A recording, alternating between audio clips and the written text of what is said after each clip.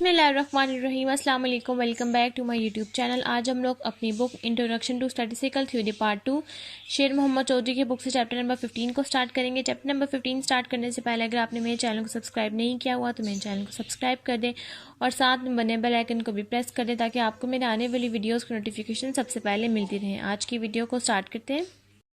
तो आज हम लोग स्टार्ट करेंगे अपने नेक्स्ट चैप्टर नंबर 15 से, जिसका नाम है स्टैटिस्टिकल इन्फ्रेंस एस्टिमेशन। अब हम लोगों के पास ये चैप्टर नंबर 15 और चैप्टर नंबर 16 दोनों स्टैटिस्टिकल इन्फ्रेंस के अकॉर्डिंग ही चलेगा। स्टैटिस्टिकल इन्फ्रेंस में हमारे पास 2 टाइप्स होती है, number 1 estimation and number 2 hypothesis testing. Chapter number 15 में हम पूरे एस्टिमेशन को पढ़ेंगे और चैप्टर नंबर 16 में हम हाइपोथेसिस टेस्टिंग को पढ़ेंगे। सबसे पहले हम लोगों के पास है स्टैटिस्टिकल इन्फ्रेंस की डेफिनेशन के स्टैटिस्टिकल इन्फ्रेंस हम कहते किसको हैं। A statistical inference is a decision, estimate, prediction और generalisation about the population based on the information contained in the sample. Statistical inference आपके पास वो चीज़ होती है कि आपके पास एक पॉपुलेशन का डाटा दिया जाता है, उसमें से आपने अपने डाटा को डिसाइड करना होता है, उसको एस्टिमेट करना होता है, उसको प्रिडिक्ट करना होता है वैल्यू को और जनरलाइज करना होता है और इन्फॉर्मेशन आपने देनी होती है जो पॉपुलेशन आपके पास गिवन हो उस सैम्पल के according. Statistical inference is divided into 2 categories. Statistical inference हमारे पास 2 कैटेगरीज में डिवाइड होता है, number 1 estimation and number 2 testing of hypothesis. इस चैप्टर में हम सिर्फ एस्टिमेशन पढ़ेंगे। नेक्स्ट चैप्टर नंबर 16 में हम हाइपोथेसिस टेस्टिंग या टेस्टिंग ऑफ हाइपोथेसिस पढ़ेंगे। एस्टिमेशन को स्टार्ट करेंगे तो एस्टिमेशन की हमारे पास डेफिनेशन है, it is a process by which we get information about unknown value of population parameter by using sample value.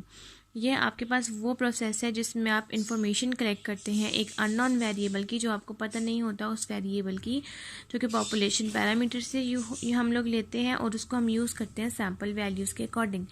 उसके बाद हमारे पास आ जाता है estimate. An estimate is the numerical value of the estimator. Estimate एक numerical value है estimator की। उसके बाद आ जाता है estimator क्या चीज़ है। An estimator is a rule. Estimator एक वो rule है that tell जो हमें बताता है how to calculate an estimate based on the measurement obtained in a sample। जो हमें बताता है कि कैसे हमने कैलकुलेट करना है estimate को निकालने के लिए जो हमें सैम्पल दिया हुआ है उसकी measurements को सॉल्व करने के लिए।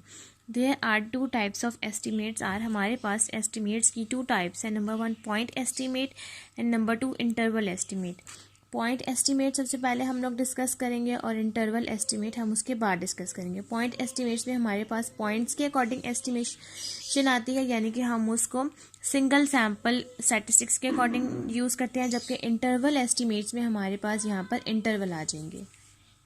पॉइंट एस्टिमेट की हमारे पास यहाँ डेफिनेशन है, it consist of a single sample statistics. ये आपके पास सिर्फ सिंगल सैम्पल स्टैटिस्टिक्स पर बेस करता है, that is use to estimate the true population parameter, जो कि हम यूज़ करते हैं ट्रू पॉपुलेशन पैरामीटर की वैल्यू को सॉल्व करने के लिए। उसके बाद इंटरवल एस्टिमेट किस चीज़ को कहते हैं, इट इज़ द रेंज। ये आपके पास रेंज फॉर्म में होता है, रेंज ऑफ द वैल्यूज़। ये आपके पास वैल्यूज़ की फॉर्म में होता है जिसकी रेंज होंगी, within which the values of the parameter is expected to lie. जो आपके पास वैल्यूज़ होती हैं उसकी पैरामीटर को एक्सपेक्ट करते हैं कि ये हम लोगों के पास आ जाएंगी।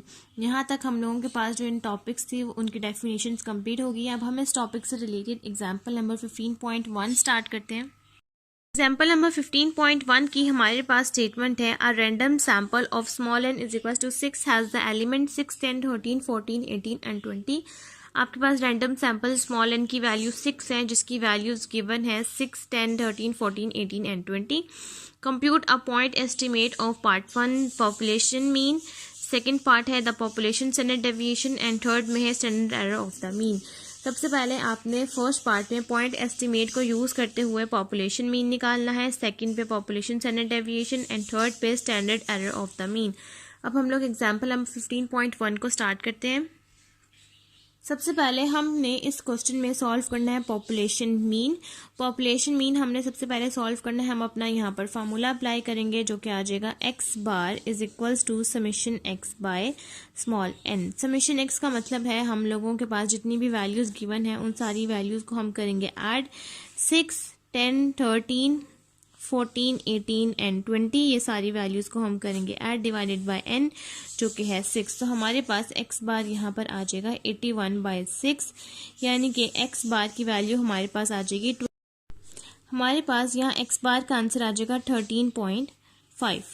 उसके बाद हम लोगों ने सॉल्व करना है population standard deviation. Second part में पॉपुलेशन स्टैंडर्ड डेविएशन का हमारे पास इस पार्ट में फार्मूला आ जाएगा S is equals to under root, standard deviation है तो अंडर रूट आ जाएगा summation x square by n minus summation x by n का होल स्क्वायर।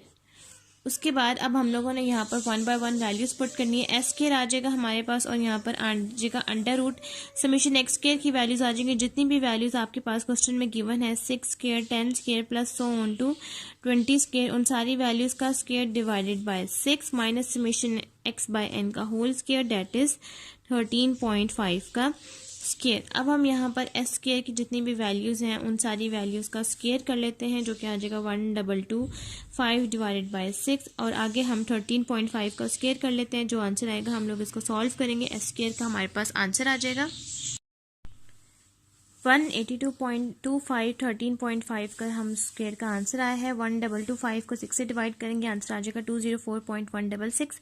इसको माइनस कर देंगे 182.25 से आंसर आ जाएगा अंडर रूट 21.916। अंडर रूट से सॉल्व कर लेंगे तो हम लोगों के पास एस का यानी कि स्टैंडर्ड डेविएशन का आंसर आ जाएगा 4.6814। उसके बाद हमने थर्ड पार्ट में सॉल्व करना है standard error of the mean जिसका फार्मूला हमारे पास बनेगा स्टैंडर्ड एरर है और इसके सबस्क्रिप्ट में ऑफ द मीन के अकॉर्डिंग है तो इसके सबस्क्रिप्ट में हम मेंशन करेंगे एक्स बार यानी कि मीन जिसका फार्मूला हमारे पास आ जाएगा S divided by under root n. अब एस यहाँ पर क्या चीज़ है, जो स्टैंडर्ड एरर का अभी हमने आंसर सॉल्व किया है वो। अब हम यहाँ पर वो वैल्यू पुट करेंगे जो कि है 4.6814 divided by under root n जो कि आ जाएगा अंडर रूट 6। तो हमारे पास यानी कि एस ऑफ एक्स बार का यहाँ पर फार्मूला बन जाएगा 4.6814 डिवाइडेड बाय अंडर रूट 6 का हमारे पास यहाँ पर आंसर आ जाएगा 2.45।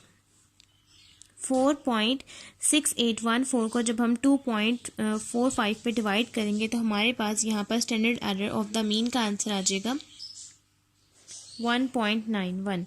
यहाँ तक हम लोगों के पास एग्जाम्पल नंबर 15.1 कंप्लीट हो गई है और आज की वीडियो भी मेरी यहाँ तक कंप्लीट हो गई। अगर आपको मेरी आज की वीडियो अच्छी लगे तो मेरी वीडियो को लाइक करें, शेयर करें, मेरे चैनल को सब्सक्राइब करें और साथ में बने बेल आइकन को भी प्रेस कर दें ताकि आपको मेरे आने वाली वीडियोस की नोटिफिकेशन सबसे पहले मिलती रहे। आज की वीडियो के लिए थैंक यू, अल्लाह हाफिज़।